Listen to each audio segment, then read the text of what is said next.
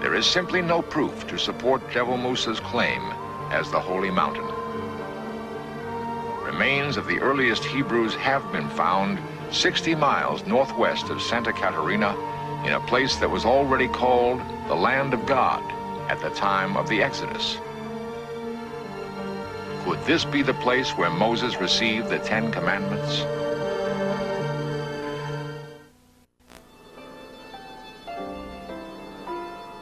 Jericho was the first city the Israelites reached after they entered the Promised Land. Its archaeological remains are as old as the Exodus. The Israelites left no such remains when they crossed the Sinai. That makes retracing their steps extremely difficult. A common misconception holds that the Israelites spent 40 years wandering through the wilderness. But the Bible tells us they wandered in the Sinai for only 2 years. The other 38 years was spent at an oasis not far from the Promised Land. If we knew the route the Israelites followed, we would be much closer to locating Mount Sinai itself. There are different theories for the route of the Exodus, but they all share the same starting point. The northeastern section of the Nile Delta, what the Bible called the land of Goshen. The Hebrews had migrated to Egypt during a time of famine in their homeland. They prospered until there came to power a pharaoh who enslaved them to help rebuild Egypt after a devastating foreign occupation. One of the cities the Hebrew slaves built was the starting point of the Exodus. The city of Ramses was a bustling metropolis more than 3,000 years ago.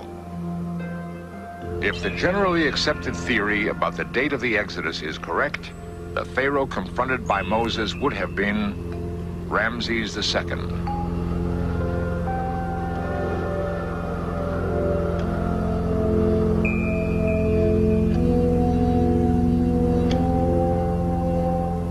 Ramses built more cities and monuments than any other Egyptian monarch. As the third ruler of the 19th dynasty, he was the beneficiary of the pharaohs before him who had brought Egyptian culture to a peak of vibrancy and power. The Hebrew revolt must have come as a severe blow.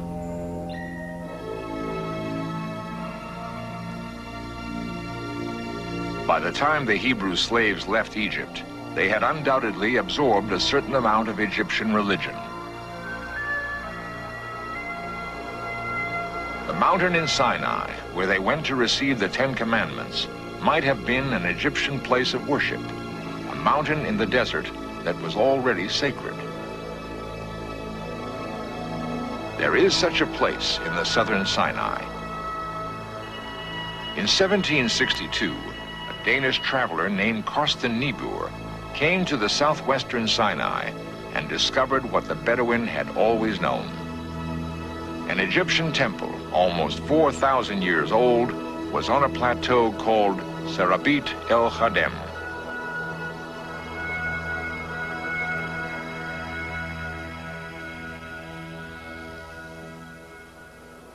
In the Bible, the nickname, the second name for Mount Sinai is Mount of God. And in the Egyptian inscriptions in Serabit and also in other places in Egypt, the name of the same place is Land of God. Zvi Ilan is a geographical historian at Tel Aviv University. He has just published a proposal which puts Mount Sinai at Serabit el Khadem. This was, as we can imagine, the place of the holy mount that the Israelites, especially Moses, knew before, a religious center to the shepherds in the Sinai. Serabit el Khadem is the only Egyptian temple in the entire Sinai. If the Hebrew slaves wanted to receive the Ten Commandments at a site already sacred, then Serabit el Khadem would have been the ideal location. area has been a gathering point throughout the centuries.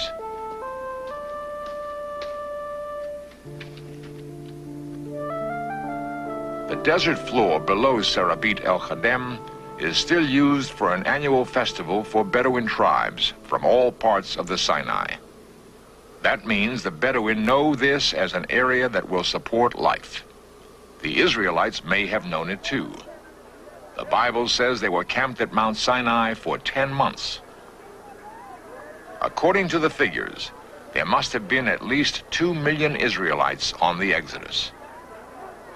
Like the Bedouin, they would have known that they could survive here.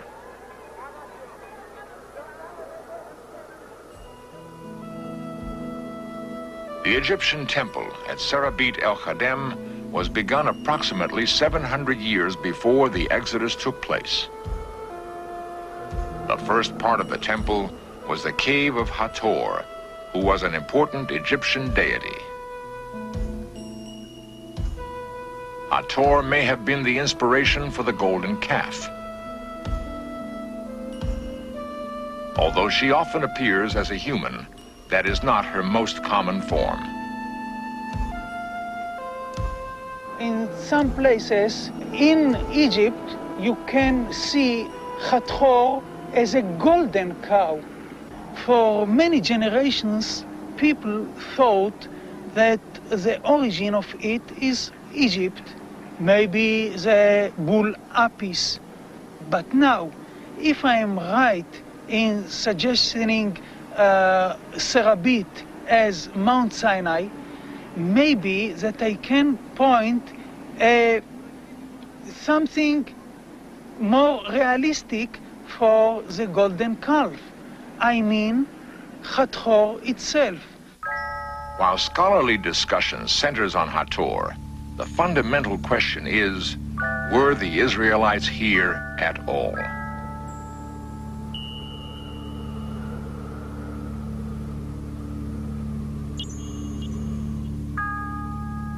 Temple carvings show Semitic figures on foot, with Egyptians mounted on donkeys.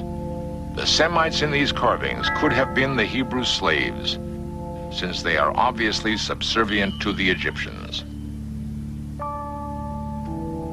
Still, there is far more startling evidence. It can be found about a mile from the temple.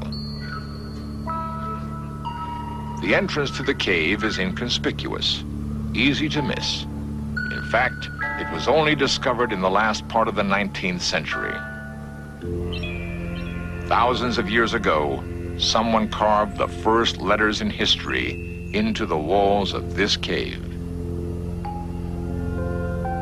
These carvings are called the Proto-Sinaitic inscriptions. Most of the inscriptions ask for blessings from Hathor. They represent a landmark in human history because they were carved in characters that are the earliest forerunners of our own alphabet.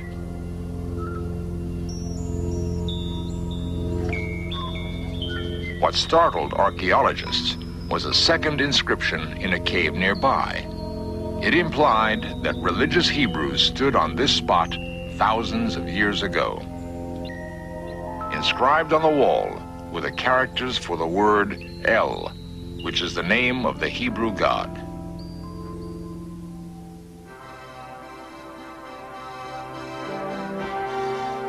The man who carved the name of the Hebrew God at Serabit el-Khadem lived approximately at the time of Moses. The inscriptions he left behind raise some intriguing questions. Were some of the inscriptions at Serabit el-Khadem made by the Israelites of the Exodus? And if so, are the caves of the inscriptions on Mount Sinai itself? One of the last verses in the Old Testament tells us that no man knows where Moses is buried. The same thing has held true for Mount Sinai. Now there is hope that we may soon identify the mountain where Moses changed the course of history.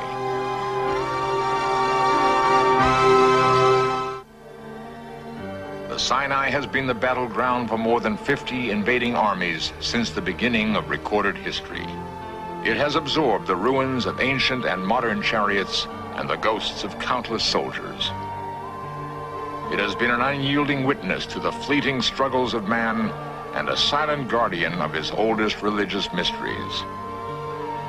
Soon, it may surrender one of its greatest secrets, the true location of Mount Sinai.